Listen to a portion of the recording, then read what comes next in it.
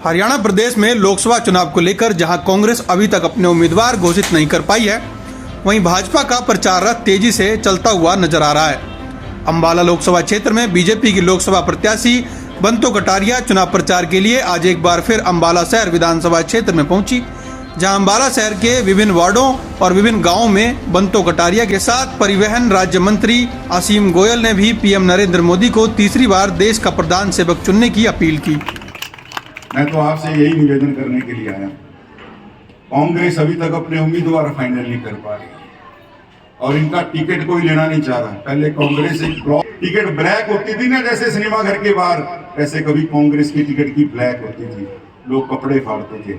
लेकिन अब कांग्रेस की मूवी डिब्बा बंद हो गई है, इनके सिनेमाज भी बंद हो गए हैं, इनके मूवी देखने कोई जाना नहीं चाहता। यानी जो लोकतंत्र की जनता रूपी दर्शक है, इनकी मूवी को, क्योंकि इनके पास ना नेता, ना नीति, ना नियत, कांग्रेस को डब्बा बंद फिल्म की तरह कर दिया। और आज कोई इनका टिकट लेने को तैयार नहीं।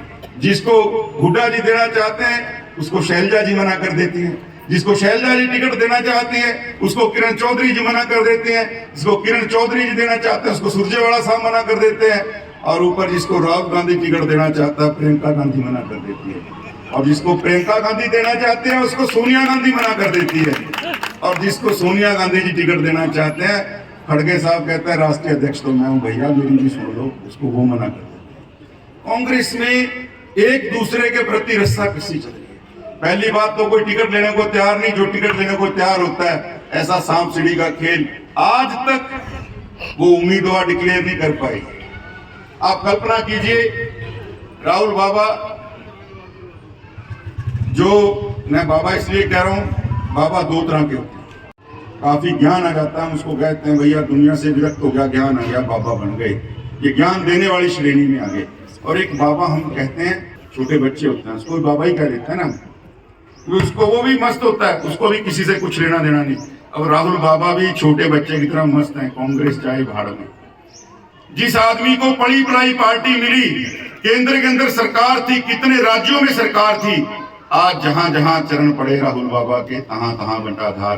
केंद्र से तो चली गई, राज्यों में भी गिनती के बाकी सारा सुपड़ा साफ कर दिया।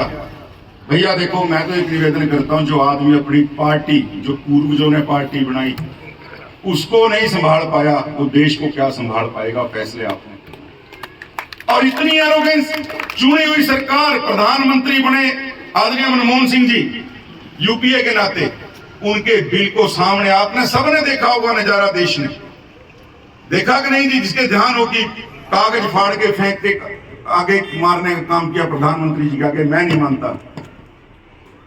आप देखिए, वैसे आदमी को देश की बागडोर देना कितना खतरनाक हो सकता है।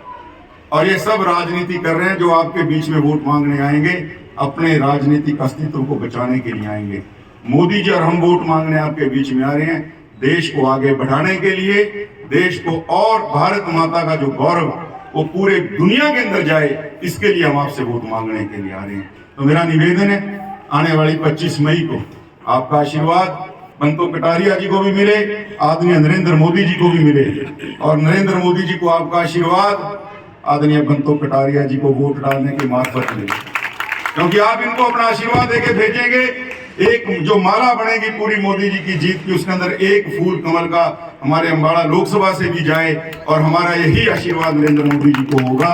इतनी विनती करते हुए आने वाले 25 मई को कमल के आगे का बटन दबाएं, आदरणीय बंतो कटारिया जी को अपना आशीर्वाद दें, आदरणीय नरेंद्र मोदी जी को अपना आशीर्वाद दें।